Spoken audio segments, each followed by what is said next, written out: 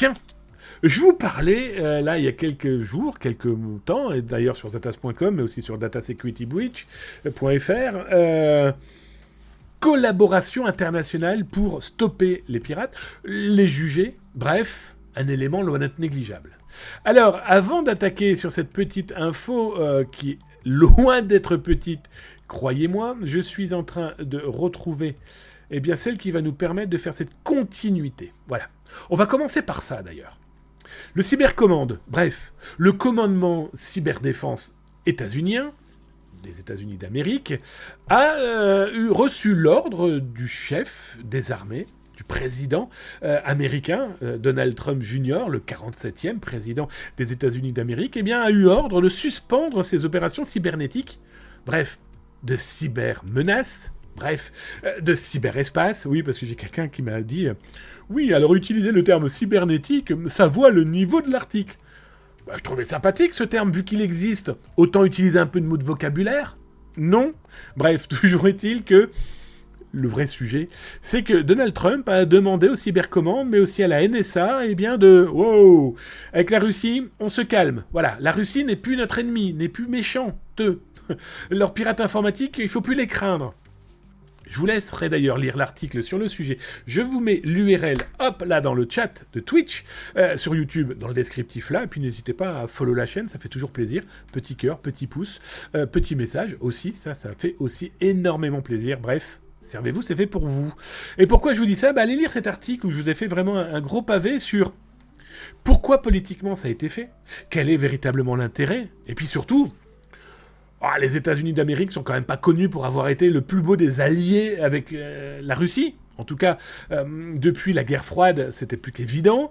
Bon, là, clairement, hein, c'est copains-copines, c'est bisous-bisous, et surtout demander aux administrations d'arrêter de préparer des cyberattaques, d'infiltration, de cyberespionnage de cet ennemi qui ne l'est plus aujourd'hui. Et pourquoi je vous dis ça? Peut-être, et je vous dis bien peut-être, que cette décision a été faite...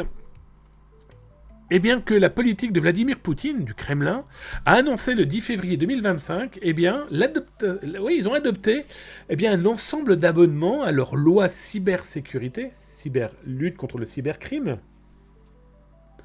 qui est quand même très très très très étonnante, et c'est pour ça que je voulais vous en parler, de fusionner ces deux actualités-là.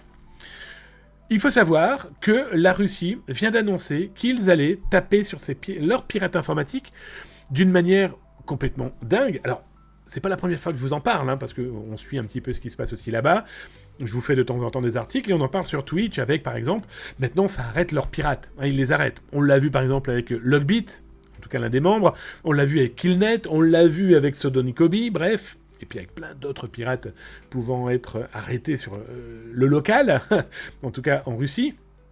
Oui, sauf que là, aujourd'hui, ils ont rajouté des couches. Par exemple, un pirate informatique qui vole une base de données avec plusieurs centaines de personnes dans cette base de données, il risque entre 5 et 15 ans de prison. Alors, comme une base de données, aujourd'hui, peut contenir des millions de personnes, autant dire qu'il se rapproche plus facilement de 15 ans de goulag que de 5 ans à la bonne franquette. On est bien d'accord. Ce qui est intéressant aussi, c'est que on a une nouveauté qui, moi, quand je l'ai lu, j'ai fait « Wow! Ah ouais !» La justice russe va pouvoir maintenant discuter avec d'autres pays pour les extraditions.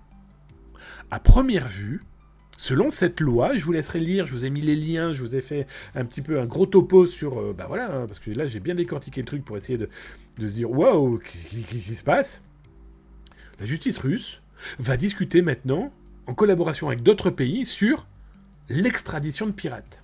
Et souvenez-vous, ça fait combien de temps que je vous dis que peut-être qu'un jour, Logbit, Sodonikobi ou d'autres pirates informatiques serviront potentiellement de monnaie d'échange, fin de la guerre, etc., avec leurs nouveaux copains les Américains.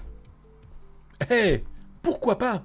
Donc du coup, je trouve ça complètement fou, parce qu'à la base, les Russes n'extradent pas leurs ressortissants. Voilà. À suivre, à voir, bien sûr, comment va être mise en place cette loi, comment ça va être véritablement mis sur le papier et sur le terrain.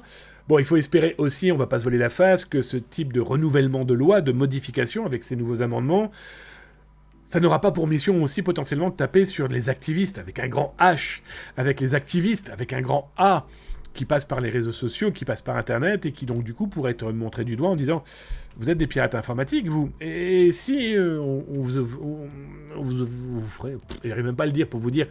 Et si on vous faisait vraiment mal, voilà, 12-15 ans de prison, c'est pas négligeable. Alors pour un pirate informatique qui a cru jouer avec la vie des gens et la vie numérique, oui, mais là, quand même, quoi.